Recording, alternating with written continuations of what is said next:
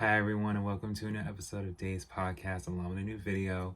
I want to thank you guys so much for watching, viewing, liking, and subscribing and listening to all of the content that we have been making so far. I will be posting new Patreons along with Spotify episodes that are exclusive as well, so be sure to check them out.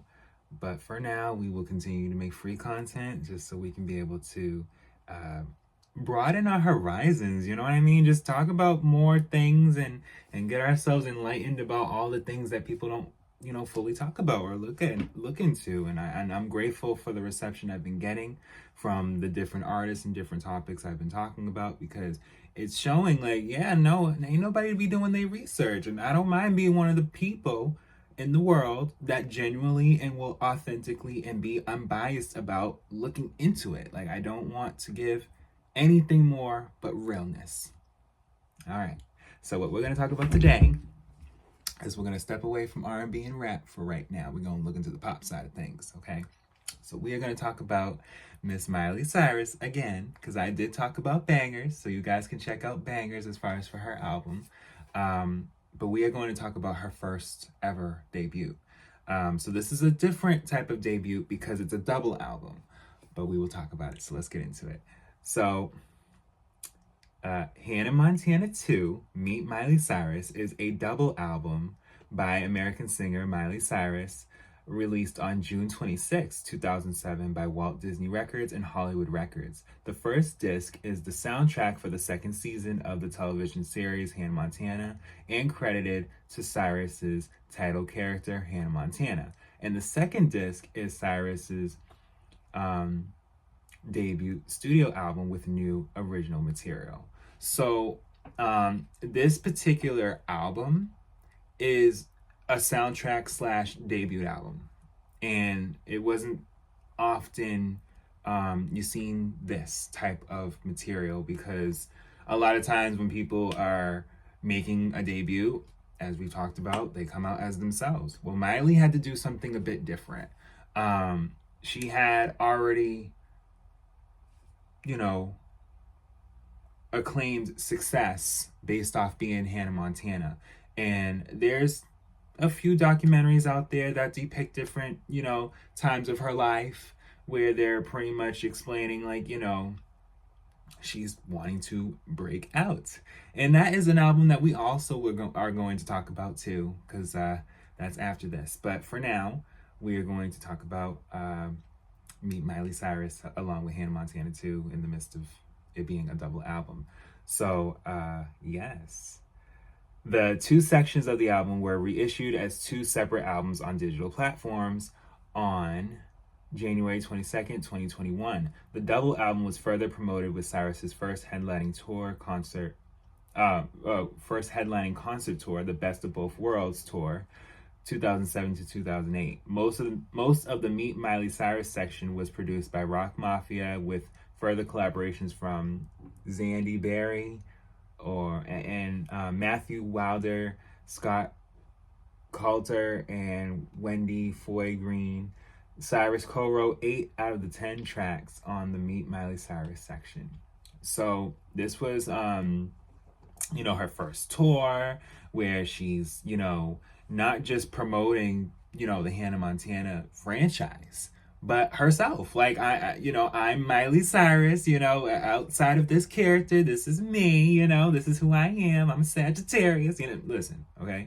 So, and she wasn't the only Sagittarius around that time. There was also Raven Simone. There was also Taylor Swift emerging. There was a few Sagittariuses that were just really, getting into Disney. And why not? There's a few Geminis in there and Leos. And listen, there's all different types of signs in there. But we're talking about Miley. So, yeah, like I said, this was a big deal where, at this moment, at this time, well, first of all, the singles. You got Nobody's Perfect from the Hannah Montana 2, which was May 15th, 2007. And you had Make Some Noise, which was June 5th, 2007, as opposed to Meet Miley Cyrus, which is herself, where it's See You Again, which is October 11, 2007, and then Start All Over, which was March 11, 2008. And that was a big deal. That was really a big deal, where you kind of seen the differences between the two, where it's just like, you know, Hannah Montana is a bit more polished on the sense of being clean, and then you have Miley Cyrus, where it's just like, it's not even so much that she's not polished or clean. She's more of a relatable side on just in general, like just a teen girl, and you know, I'm out here, and I want us to relate on so many different things as young teens. Like she really wanted people to know the difference at that time, and even to this day, she still very much cares about the cult that is of Hannah Montana, because it helped her career. It really brought her to a place to where she could be able to fly and do a little bit more outside of Disney. Hannah Montana 2, Meet Miley Cyrus, debuted at number 1 on the US Billboard 200 with first week sales of 325,000 copies, and has since became certified quadruple platinum by the Recording Academy for exceeding shipments of 4 million units. Cyrus was also the seventh solo artist to chart at number 1 on the Billboard 200 under the age of 18. So, you know, this was a big deal. You know, she was one of the youngest stars at this time that was just going number 1. Like, I'm here, okay? And that's something to respect, okay? The album charted well on national record charts throughout Europe and Oceania, appearing in the top 20 in several countries. The album received a multi-platinum certification by Music Canada, platinum certifications by the Australian Recording Academy, and the International Federation of Phonographic Industry in Sweden, and gold certifications by the Mexican Association of Phonograph Producers in Mexico, and the British Phonographic Industry in the United Kingdom. Okay. Nobody's Perfect was released as the lead single from the Hannah Montana 2 on May 15, 2007, and peaked at number 27 in the US, making it the highest charting Hannah Montana single. Okay. Her second single, Make Some Noise, was released on June 5th, 2007 as a digital download. See You Again was released as the lead single from Meet Miley Cyrus on December 29th, 2007. It peaked at number 10 on the Billboard Hot 100. Okay. I can't wait to see you again. That went number 10 in the Hot 100. You know, like, she already had a top 10 hit at such a young age. And as herself, it showed that people were more interested in Miley, and she was really seeing that. You know, despite this, when you look at the chart placements, like I've said in previous videos, the sales and the chart placements can vary. But when you look at the fact that, wow, wait a minute, it ain't even the time that she released it. This is the name. I'm gonna always say this: the name. Like, when your name means something to people, it's gonna get somewhere. So yeah, becoming Cyrus's first single to ever enter the top 10 on the chart. Start All Over was released only in Australia on March 11, 2008, and peaked at number 68 on the Billboard Hot 100. So they were really loving See You Again, and Start All Over, you know, wasn't released here as much as See You Again. But yeah, let's see here. During the production of the first season of Hannah Montana, Cyrus commented that right now we're just all really focused on making Hannah Montana the show as good as it can be, but hopefully in the future there may be a Hannah Montana soundtrack or a Miley Cyrus album. The series itself premiered through the Disney Channel on March 24th, 2006, and became an immediate commercial success with 5.4 million viewers. The pilot episode earned the channel the highest ratings in its history at the time. The following month, it was reported that an accompanying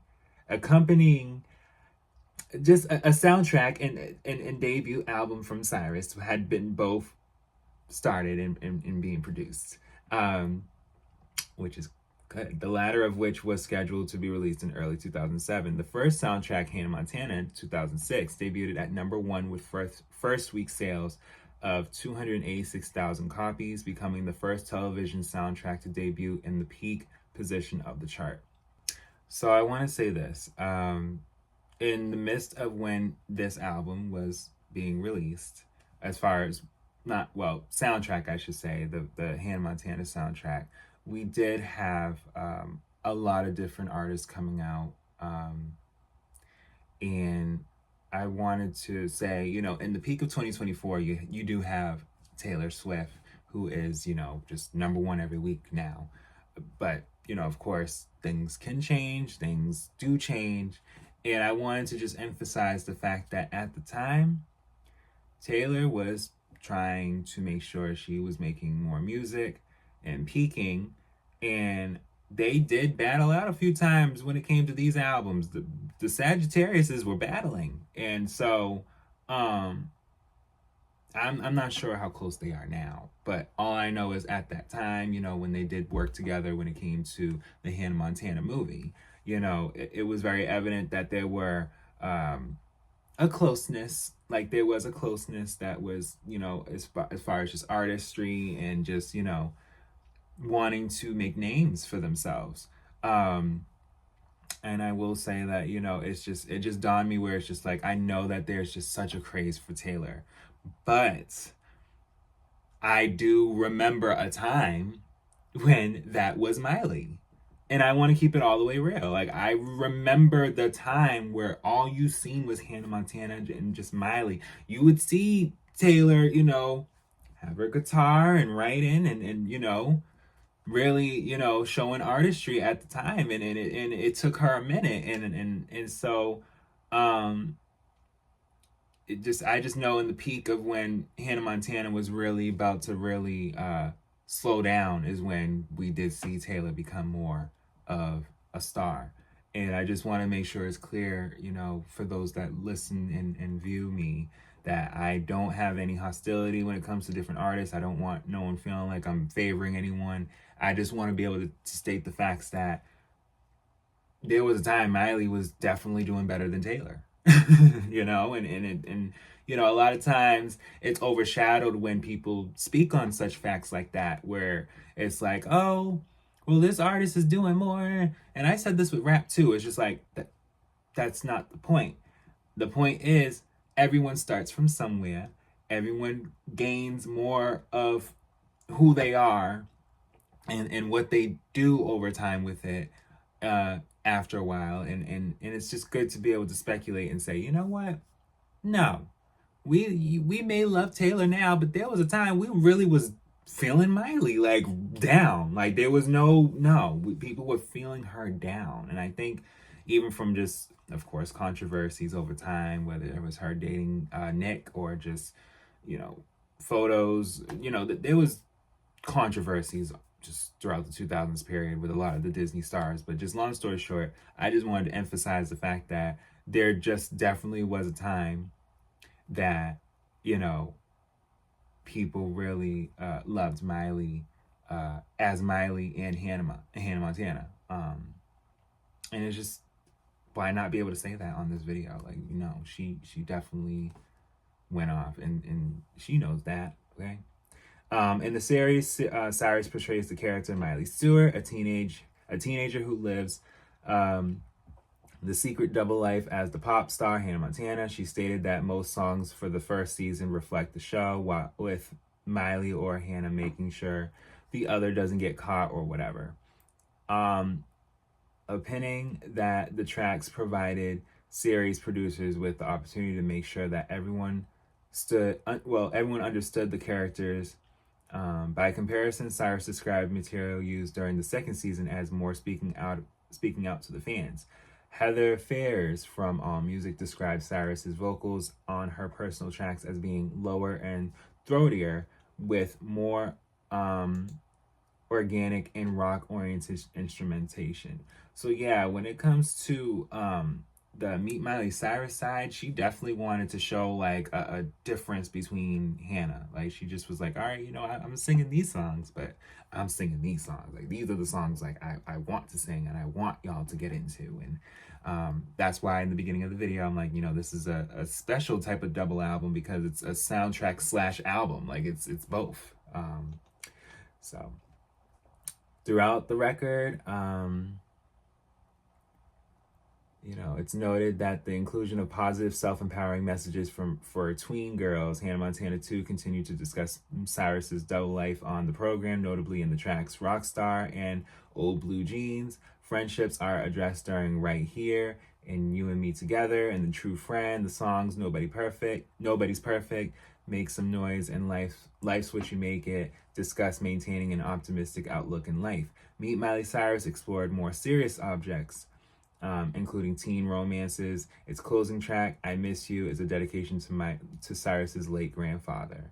Hannah Montana 2 was later reissued as a 2-disc special edition only in Japan. It included a remix of the track We Got the Party with the Jonas Brothers, an acoustic version of One in a Million, and a DVD of live performances. Meet Miley Cyrus was omitted from the re-release pressings. Meet Miley Cyrus remained unreleased as a standalone album until January 2021, when both albums were reissued separately for the first time on digital platforms. So by 2021, you literally can just be able to be like, all right, I'm going to listen to Hannah Montana 2 or Meet Miley Cyrus. But at the time and up until then, it was this album, this soundtrack, all right, now Meet Miley Cyrus. But nowadays, if you want to just listen to Miley Cyrus's first album, it's Meet Miley Cyrus, and you can just stream it now, okay? Because as much as Hannah Montana is a character, Miley Cyrus is the person, okay? So yeah, the tour did really well. She was touring different songs. While its film adaptation, Hannah Montana and Miley Cyrus Best of Both Worlds concert earned $70 million. Yeah, there was a whole movie based off of the soundtrack and album itself. The latter was released as a Walmart exclusive CD DVD set titled Best of Both Worlds concert in March 2008. And then in the midst of this, she was already preparing for the Hannah Montana movie. So it was getting real. But yeah. In the United States, Hannah Montana 2 Meet Miley Cyrus challenged a #1 debut on the Billboard 200 with Kelly Clarkson's My December. Okay? On July 14th, Hannah Montana 2 Meet Miley Cyrus debuted at #1 with first week sales of 326,000 copies, 35,000 units ahead of My December, which charted in second place. In doing so, it surpassed the first week sales of the original Hannah Montana soundtrack, which opened with 281,000 copies in the previous year. 5 songs from the record appeared on the Hot 100, 4 of these being debuts, on which 3 were credited to the fictional character and 1 to Miley Cyrus. The highest new entry was Life's What You Make It at number 25. Okay. Yeah. In March 2008, the record reached number 6. The same week that the Best of Both Worlds concert reached number 10 in its second week of availability. In doing so, Cyrus became the first person with 2 records in the top 10 of the Billboard 200 since Ray Charles accomplished this in 2004. Do you see why I said what I said earlier? Where I said no, like she was not to be played with. She had 2 records in the top 10. 2. Because it's a double album. So it's just, listen. Yeah, well, yeah, because you had the Best of Both Worlds concert. That's the live soundtrack. So, there was that. And then you had the, Best of Both Worlds, Meet Hannah Montana. There was 2 different soundtracks that were coming out back to back while a debut album. She was not playing with y'all. And I hate that y'all slept on her by the 2010s despite bangers, because that's when she had to really let y'all know, like, do y'all not know who I am? Like, I was charting. I was charting way before anyone else was damn near thinking about Demi, Selena. Like, they charted too, but I was charting, okay? And this is not shade. This is me being real with y'all. Like, no, she was charting. So, you know, I defend everybody. I just want y'all to know that. Like, even when I talk about Demi, even when I talk about Taylor and maybe even Selena, I defend everybody when they know they did their work. Period. But yes. On February 8, 2008, the record was certified triple platinum by the Recording Academy for exceeding shipments of 3 million copies. The album became the 71st best-selling performing Billboard 200 album of all time after spending a total of 65 weeks on the chart, with 23 of those being on the top 10 and reaching number 6, 16, and 11 on the Billboard 200 year-end chart of 2007 and 2008, respectively, and also number 112 on the Billboard 200 decade-end chart. So let's look at the track list. So Hannah Montana 2, Standard Edition, Disc 1, is We Got the Party. Track 1, Nobody's Perfect. Track 2, Track 3, Make Some Noise. Track 4, Rockstar. Track 5, Old Blue Jeans. Track 6, Life's What You Make It. Track 7, One in a Million. Track 8, Bigger Than Us. Track 9, You and Me Together. Track 10, True Friend. So that's Disc 1. And then, you know, there was the Best of Both Worlds, Daniel Canary remix. And then there's the One in a Million acoustic version, and then We Got the Party with Jonas Brothers, which was track 12, but that's the Rockstar edition, okay, because it wasn't on the original. So yeah, then they had the DVD where they had, you know, the performances, but yes, then there's the Standard Edition, Disc 2, Meet Miley Cyrus. So, you know, Disc 1 and Disc 2 ended up being their own, you know, separate things by 2021 for people to consume, and rightfully so, because, you know, Miley is Miley and has always been since this. Shoot. So track 1, See You Again. Track 2, East Northumberland High. Track 3, Let's Dance. Track 4, GNO, Girls Night Out. Track 5, Right Here. Now, before I even continue, I'm not gonna hold you. Nobody's Perfect. When she was like, everybody has those days, I was like, oh wait, you know what? You right. Everybody has those days. Yes. 2000s recession. If you grew up in that time, because I'm a millennial. I'm 30 plus. So I mean, you know, if you grew up in that time, you knew times was hard.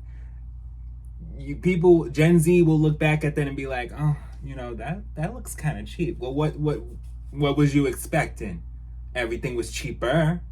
Not $2,000 worth of rent now. Okay? Shoo. We was grateful for those times. Period. So yeah, let me get back to the Miley Cyrus, Meet Miley Cyrus. So yes, track 5 was Right Here. Track 6, As I Am. Track 7, Start All Over. Which is, yeah, Start All Over. Yeah, I missed that. I missed that. But I will say this, like her and most Disney stars, they were overworked. They were working down. Nickelodeon too, like, you know, a lot of child stars were just pretty much overworked. There was a lot going on. But track 8, Clear. Track 9, Good and Broken. Track 10, I Miss You. And, you know, like I said, you know, she U.S. soundtrack albums chart #1. Like, this was a big deal for her, and just period. Kids were loving her. Adults were really getting into her as far as for their children, and they were just understanding, like, she was just an all-around, you know, great artist, and still is. And I just appreciate her, among other artists too. But yeah, guys, that's the end of our video. I truly appreciate you watching, and I'll be back with more.